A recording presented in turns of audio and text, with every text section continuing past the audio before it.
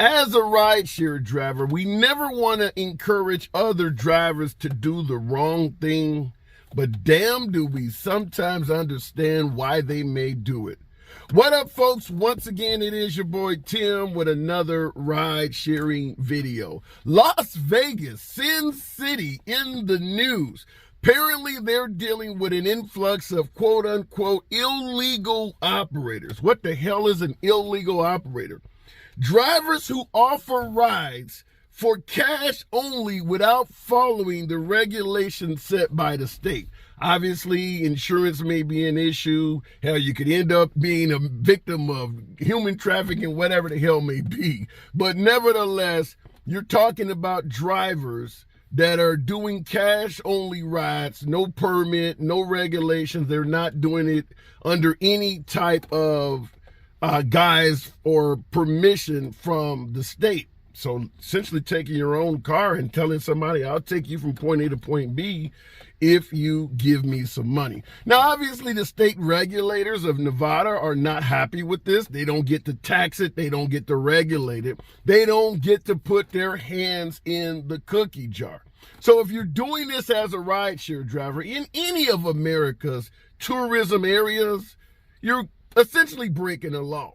As I said in the opening part of the video, I would never encourage a driver to do what's wrong, but damn, we all understand it. We're going to talk about why. Now, in the verbiage, the way the state suggested, they said a lot of times the drivers will just pull up and say, hey, does anybody here need a ride? Most of the time, they're working for Uber or Lyft. Now, they're doing this on the strip. And what he's suggesting is, for the most part, it is actual Uber or Lyft drivers that are trying to solicit rides on a cash-only basis. Why the hell would they be doing that?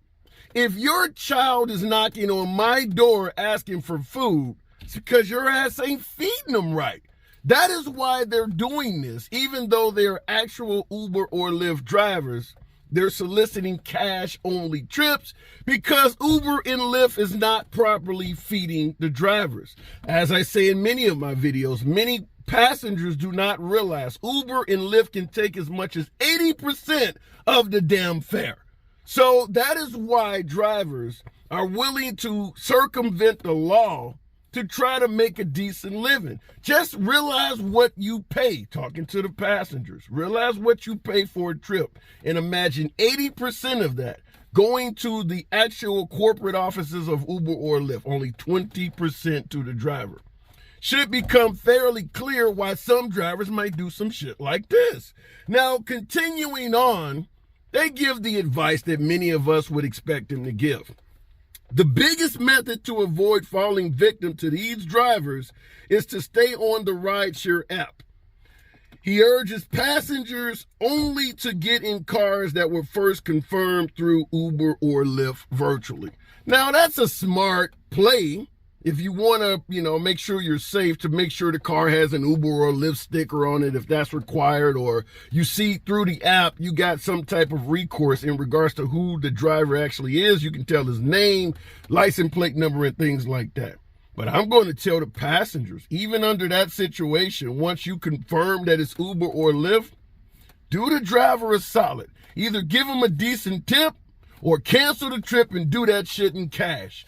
I have to say this. I understand taking trips in cash is not necessarily following government regulations, but I cannot continue to defend corporations taking 80% from the drivers. 60% minimum. Very few fares pay the driver anywhere near half of what the customer is paying for the fare. The only way you're going to get that is they have to be offering some type of incentive to get you on the road. We're talking streaks, we're talking surge pricing, we're talking offerings, guarantees, and things like that. But under normal circumstances, with no special deals or incentives being offered, the drivers are not getting anywhere near half the fare. I would invite veteran drivers in the comments. Give some of the stories of some of the shit you've done in ride sharing and where you found out how much the passenger paid and how much you actually took home. The stories are legion. Drivers doing long distance rides where they take home $100 and the passengers paid $400. This stuff happens all the time, every single day in ride sharing. So it makes sense, makes perfect sense that you start having drivers trying to do cash trips. Not here to defend breaking the law, but how could you not understand that? If your children are hungry and knocking on my door for food, it's because your ass is not feeding them properly. That's why this is happening. It's your boy Tim, once again with another ride sharing video. But before I go, as always, subscribe to the damn channel. But before I go, have you ever had a passenger try to offer you cash for the trip? Maybe some passengers are now seeing some of this stuff and realizing what Uber and Lyft are doing and are willing to make cash deals with the drivers. Have any of you had that happen? See you in the next video.